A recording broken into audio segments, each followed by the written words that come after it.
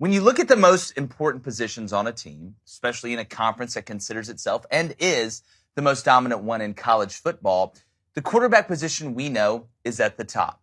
So when you're breaking down quarterbacks, as we're going to talk about David Cutcliffe, there's a lot of things that go on in an evaluation off the field that are as important on the field. So we decided on this beautiful Tuesday, turning up on a Tuesday, with my buddy and former Big Ten quarterback, David Cohn at Michigan, and my brother, former wide receiver at Western Colorado. He's over there too. He's pretty cool.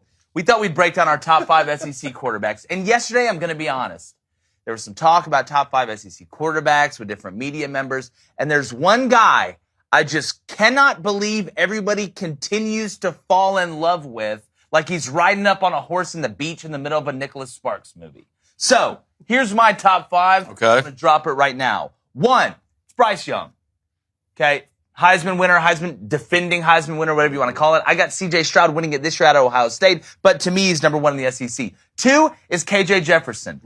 I feel like we're going to see another big jump for K.J. I thought you saw a big jump between his sophomore year, his junior year. He comes back under Kendall Briles. I know he lost Treylon Burks to the NFL, but Jaden Hazelwood, as I was talking about yesterday, I think he's going to be a good add. I think he's going to give them a little more depth. I'm interested to see how they perform at tight end, and again, the identity on offense that they have. Offensive line with Sam Pittman, I'm never worried about it. Number 3, Will Rogers. Maybe the most underrated quarterback in the country. You watch him in the air raid. I think you could put him in any system. He's a guy that can make throws off platform. He's a guy that can make throws on the run, whether it's rolling to his right, rolling to his left. He's able to work the field from the back end to the front end, and he knows that system inside out. I hope he has enough around him to be able to be as effective as he possibly could be. Because if you look at the numbers last year, Will Rogers, from a production standpoint, from a completion standpoint, from an accuracy standpoint, from a keeping the play alive standpoint, hitting big plays, he can do all of it. So I got Will at number 3. And number 4, I got Hendon Hooker from Tennessee. Coming back in that system with Josh Heupel. Obviously, you're going fast. Like Blaine says, everybody get lined up. Don't look, get lined up. I'm interested to see, after losing Velas, how they do at the wide receiver position, but I trust Josh, and I feel like that system automatically helps you as a wide receiver. I don't think you need to be a first-round draft pick in the NFL to be a dominant wide receiver in that system. So give me Hendon Hooker, number 4, and then 5, Will Levis.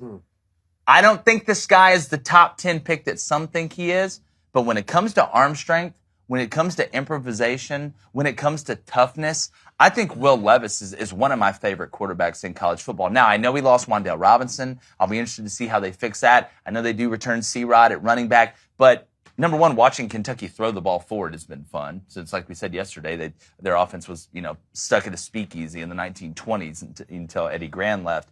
But I do think Will Levis, from a moxie factor, I think talk about a nice fit at quarterback. To me, Will Levis, without a doubt, is a Kentucky-style quarterback. He is physical. I'm interested to see how he does. So that's my top 5. Notice there's a few people missing. Stetson Bennett, who I had at 6 on there, and then Spencer Rattler. We'll get into that. But, Cone, who are your top 5 SEC quarterbacks? I like that list. That list. Here are my top 5 quarterbacks for the SEC. I checked it twice.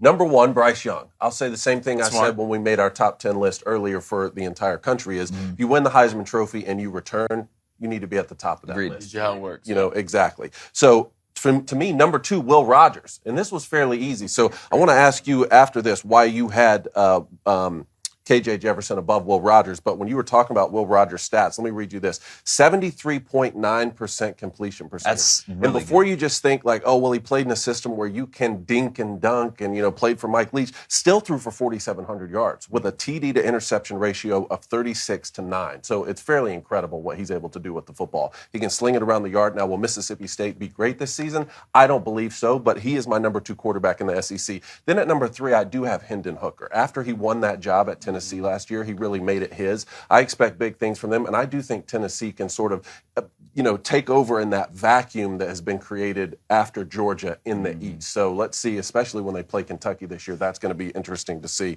Number 4, here's where it gets exciting for me, is I have Max Johnson at number 4. Actually. Really? Now, and I'll go ahead. Okay, so here's how I want to roll this out. Max Johnson at number 4, just because look what he was able to do for an LSU offense last year that didn't have a lot of protection for him. didn't have a lot of weapons outside of Keyshawn Boutte, and he now is going over to Texas A&M where he's going to be able to play under the tutelage of Jimbo Fisher. I think that when you look at what he's able to do with the football, especially through the air, that's why I have him at number 4. And then at number 5 for me, Blaine hasn't seen my list yet. Oh, no. I have Stetson Bennett at Good number for 5. you. You know why? Because he's a national champion. Good for you. I National almost put in champion, 5. okay? You think Stetson's the I fifth best almost put in quarterback? 5. Let me break it down here for you. Max Johnson, number 4 for me. Stetson Bennett, number 5 for me. Then we have KJ Jefferson, Will Levis, and then even AR, well, he don't want to be called AR-15 anymore, but Anthony Richardson, right? Those 5 to me, when you look at it, their stats are very similar from last season. So to me, I have to break it down of who can be more than one-dimensional when it comes to playing the quarterback position. As well. Will Levis and KJ Jefferson, to me, are so similar in that they can do so much with their feet and they have live arms. But having a live arm doesn't necessarily make you a great passer. So when I hear you say, can KJ Jefferson take that next step this season, as he was able to do from last season to the previous season? If he's able to do that, then I think he could be a top 3 quarterback in the SEC. But I need to see it first. The same with Will Levis. It's not enough to just be able to dominate with your feet and have a live arm, make a big throw occasionally. I mean, when you talk about someone like Will Rogers, 74% completion percentage is incredible. So I have those guys just outside my top 5. That makes sense. Yeah, I think it's a great argument. I mean, you look at the SEC really past Bryce Young. I mean, you could make a case for a lot of guys from 2 through 8, 2 through 10. The reason I had KJ above Will was because of the running element. Because while Will is a huge threat in the passing game, and it worries me, and he's not a bad runner. I mean, Will's smart. If you watch the way he plays, he's smart. He understands who he is. KJ Jefferson is a physical and dominant runner of the football, and I think about where the money's made. In the red zone. When I have a guy that I can line up and I can run Q power. When I have a guy that when it does break down, if he's got to run over a linebacker or do you remember, I'm trying to remember which game it was last year, where he goes and takes off, dives for the end zone, gets helicoptered in the air, lands, gets right back up, and he's fine. That does something to a defense. You having a guy that can sit there and tear you apart, that hurts. That hurts. But on first down, 1st and 10, when you got them locked up and it's incomplete in the 2nd 10. All of a sudden they try and run it or something on 2nd down and 10, and it's 3rd and 9. And then all of a sudden on 3rd and 9, you've got everything covered up. And they take off and run. And they have to make the decision, I'm not going out of bounds, I'm going to run over a safety to get the first down, and they get it. That rips your guts out. That is such a gut check, and it's not a huge gap. I would be fine having Will or KJ. You can make a great argument, like I think you did, for either one of them. But the difference is when it comes down to the red zone, I feel like there is more on the menu because KJ is a different type of player, and he is a force downhill when you get down to it. 4th and 1, similar and stuff like that. The ability to take off and run like that is one more reason that I put Stetson Bennett up there. Yes, he played. I love this point. Escapability, Stetson's up there. Yeah, I love this point. I mean, look, I know what you're about to say, Blaine. They had a great defense last year, and he has a lot of weapons, when it comes to the tight end position. And look, it's easier to win and be a good quarterback when you have all those weapons. But his ability to be accurate with the football and then get out of the pocket is what's exciting about Stetson Bennett. That's the only way you He's not beat gonna be Alabama running over people like Will Levis. Yeah, that's the only way you beat you don't Alabama. really, I mean, this is honest, you don't really want that. No, but the threat that it's there. Does, yeah, it does add on to another layer of being a good quarterback. But here's my list. Obviously, Bryce Young first. I mean, talent-wise, the kid's so cerebral. He can do it all. He can run well, and he's super athletic. I don't think people when he's in space, this cat's hard to bring down. He is. He's made really good defensive players look really bad. Number 2 for me is Hendon Hooker. I still think this guy, the second highest ceiling, in my opinion. I think Will Levis has the highest ceiling out of the quarterbacks in the SEC. I think Will Levis is still figuring out how to play quarterback. His arm's so live. There's a lot of passes he missed last year that I think he'll make this year. But you go to Hendon Hooker, I mean, what can this guy not do? I think 31 touchdowns, 3 interceptions, 600-plus rushing yards in a system that was his first year in that system, and he's only going to get more and more comfortable. I think Hendon might end up being a Heisman candidate. I've got KJ going to New York. I don't mind that. I don't mind that. Number 3 to me is Will Rogers. I think Will Rogers right now, if I had to pick other than Bryce Young, Will Rogers would be the most NFL-ready quarterback to me. I feel like you could put Will right now almost on the Giants, and he'd be fine. You could put on the Jets, and he'd be just as good as Zach Wilson or Daniel Jones, probably better. And you can say you can go back to a system, but I'll never blame a guy for a system. Will Rogers is an NFL-ready quarterback right now. Tell me a pass that Will Rogers can't make, and I'll show you a liar. Number 4 to me is KJ Jefferson. I know you lose Treylon Burks, but KJ, running attack, he's physical, and he's somewhat fast.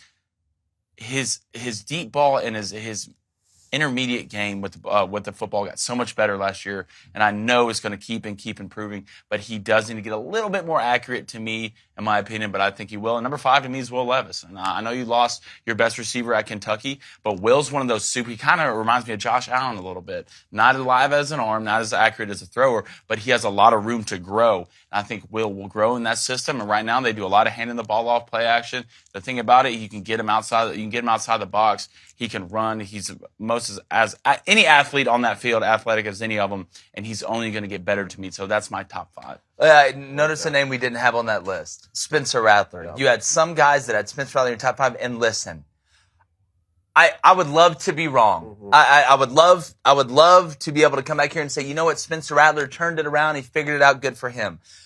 But you have some sports media members listen to him as the number 2 quarterback in the SEC.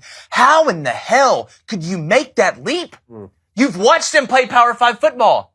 If my car goes out, not saying that people don't improve, they do improve. But Blaine made a great point the other day. If you think you're going to go from Lincoln Riley's system and that tutelage over to South Carolina, running that offense, and all of a sudden you're going to figure out how to play quarterback, here's his problem. He stares at the rush. He stares at the rush. He stares at rush more than people going to concerts in the late 70s. It's unbelievable that people don't talk about that. Go watch against Texas. I don't even know if he knew how many receivers he had on each side of the line of scrimmage. He was terrified of the rush. That is something that is so hard, in my opinion, to get out. And I just don't think Spencer Rattler, from arm talent-wise, Spencer's got ability. I don't think he's got that dog in him. Yeah. I just don't. And like I said, I hope I'm wrong. And guys have turned it around and figured it out. And I love what Shane Beamer's doing at South Carolina. But there's a reason I got him going 2-6 in the league. And it's still a great get for South Carolina. It's a great get for South Carolina. It's still a great get to bring him over to play football for South Carolina. But I would take 8 guys in the SEC before him. Maybe more. Maybe more. It surprises me because people just look at name and what they're supposed to be and just immediately make their prediction. Sure. Like, you saw this kid at Oklahoma. One, he got benched at Oklahoma. I think he had 11 touchdowns and 6 interceptions and got benched. And he was missing open guys and making the same mistakes after the same mistakes. And in the Lincoln Riley system, like, if you're doing that and you come over to the first of all, not even South Carolina, but you come to the SEC where you're going to face a lot better defenses in and out every week. I don't know how, from an analyst standpoint, you can look and be like, you know what? That guy is going to be the second. Oh, I know how you do it. You're just trying to reach for clicks. You're guessing. You're guessing, and you're reaching for clicks. And to me, it's just disappointing. And I expected better, to be honest. Yeah. I was going to make one more point about Hinden Hooker, which a stat you brought up, which I was glad you did. He didn't even start every game last season. No. 31 touchdowns and 3 picks. That's insane. That's incredible. Well, and he can run, too. Well, yes, and the thing about his running ability, like where he's different than KJ, is he's a long strider. Mm-hmm. Like, Hendon's one of those guys that if you let him get 4 or 5 steps into it, his speed is going to increase.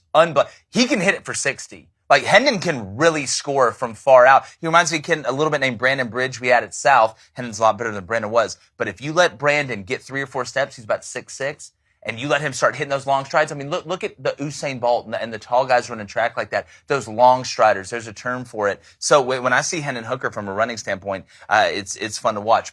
Hey everybody, if you like what you're hearing, go ahead and ring that bell. We're excited to be here. It's Crain and Company live 2 to 3 Central daily. Ring that bell. I want to hear it from coast to coast.